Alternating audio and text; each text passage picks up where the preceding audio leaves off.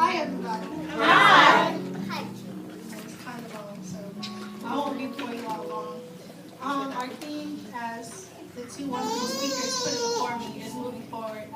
So when I first started, I was trying to figure out how I was going to do this because there's so many ways you could talk about moving forward. So I have like 3 small subtopics. Listen, man, go for it. And the first one is don't park there. All right.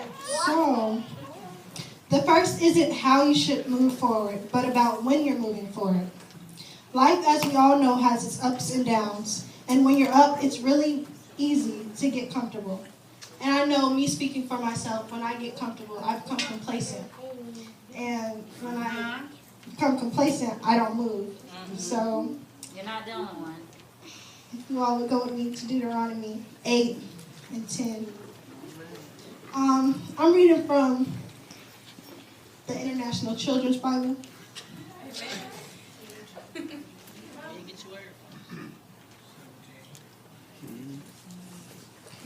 so I'm going to start. It's Deuteronomy 8 and 10. You will have all you want to eat, then praise the Lord your God. He has given you a good land. Be careful not to forget the Lord your God. Do not fail to obey his commands, laws, and rules. I am giving them to you today. You will eat all you want. You will build nice houses and live in them. Your herds of cattle and flocks of sheep will grow large. Your silver and gold will grow. You will have more of everything. Then your heart will become proud. You will forget the Lord your God. He brought you out of the land of Egypt, where you were slaves. He led you through the large and terrible desert. It was dry and had no water. It had poisonous snakes and stinging insects. He gave you water from a solid rock. He gave you manna to eat in the desert. Manna was something your ancestors had never seen. He did this to take away your pride and to test you. He did it so things would go well for you in the end. You might say to yourself, I am rich because of my own strength and power. But remember the Lord your God. It is he who gives you the power to become rich. He keeps the agreement he promised to your ancestors. So it is today. Amen. That was Deuteronomy 8, 10 through 18. And not saying that the hurdles and obstacles in life are always God testing you or making you humble, but sometimes God has to let us know that everything we have comes from him, and without him we can't do anything. Now to take a U-turn and speak on being stuck where you don't belong.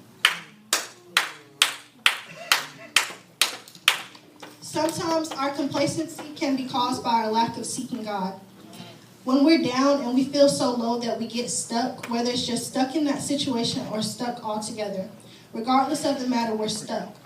And stuck in itself has a negative connotation. We're not, I'm stuck with $1 million. No, I'm stuck in a bad relationship. I'm stuck with this hoopty that I got. It has a negative connotation. So when people are stuck, they don't want to be there. But unless we as people of God seek him, we will remain stuck and continue to fall deeper and deeper into the yucky mess that's keeping us down. We have to keep moving forward. God knows we're not perfect and that we will mess up. But he wants us to keep pushing and not just keep going, but we have to keep moving forward with God. Bringing me to my next subtopic. God called his people to be a light and show others the way, how we can do that if we're stuck in some mess from 2006. Dealing with the same issue from last week as if we didn't learn the first 3 times. I did it without God that time and I failed. Maybe the 4th time I'll get it right and do it with him. All right. See, it doesn't click like that though, at least not for me. We rather follow our own plans, we rather take the roadmap we have set up for ourselves than the one our Creator has for us. It's really a cause and effect situation. If we do what God has for us to do, then we'll watch the blessings come. If we follow the path God has set out for us, then he'll lead us to that right path that we're supposed to go down. So I'm going to go to Proverbs 3, 5 through 10. Trust the Lord with all your heart. Don't depend on your own understanding. Remember the Lord in everything you do, and he will give you success. People do it without God and wonder why they're in the same filth from 3 months ago. And I'm convinced the people that do struggle with God, it's because they're not allowing God to lead them completely. If you want to allow God to lead you for your own soul's sake, do it for someone else. All right. I was on Instagram and I saw this post and it said, be careful how you live because you may be the only Bible that someone reads today. Right. And I had never thought of it like that before. Like, oh, I'm just living life day to day. So, with that being said, so maybe someone is truly depending on us to do what God has for us for them to get their breakthrough. When us church folks stop acting like we got it all together and allow God to direct our path, then maybe the people around you will catch on too. I'm guilty of it too. I'd rather, because I think I can drive. I'd rather be in the driver's seat and put God in the back seat instead of letting him take the wheel. And someone may be depending on us to allow God to lead us for them to catch on to what he has for them. Amen. We get mad when we're not allowing God to lead us and we're driving old hoopty, but Johnny just got a 2016 Benz.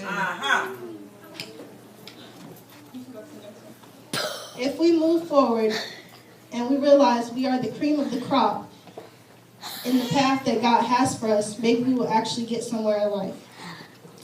We really don't even need this third subtopic because it speaks for itself. When all else fails, God doesn't. He knew you before you were even thought of. Why not follow the path he has for you? With that being said, when we move forward in life, whatever decisions you make, don't try to do them alone. Let God guide you. And when you hit a speed bump, don't stop. Slow down and then keep moving forward. Amen. Thank you. Praise the Lord.